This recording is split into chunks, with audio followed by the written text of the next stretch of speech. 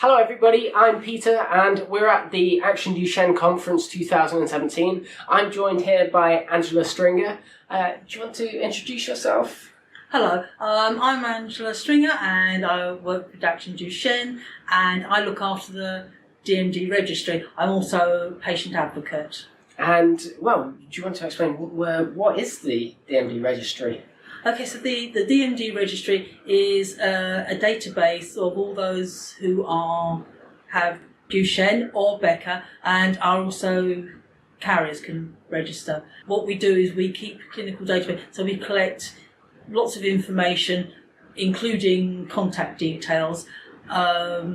The way people get onto the registry is an online process, so you can just click on DMD Registry and it will come up straight away and you can register either as a parent of a small child or a patient yourself.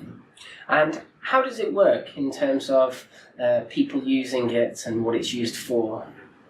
So the DMD Registry was initially set up quite a few years ago, in fact 2007, when actually there were no, hospitals kept their own data, but the hospitals were never talking to each other, and Action Duchenne was raising money to find a cure. So really, if we were going to find a cure and have clinical trials, we needed to have patients to fit those clinical trials. So the DMD Registry can match patients to clinical trials by specific data.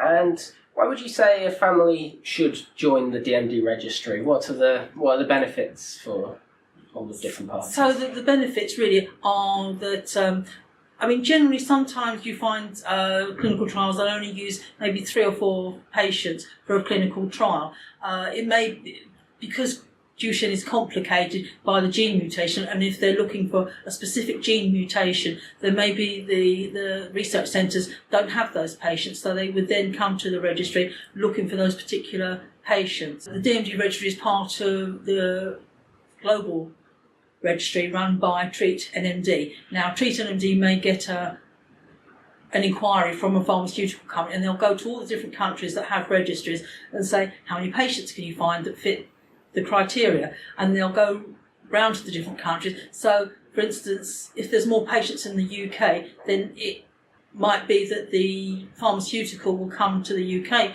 for their clinical trials and not go to somewhere like France or Germany. That way, we're keeping the clinical trials in the UK for UK children.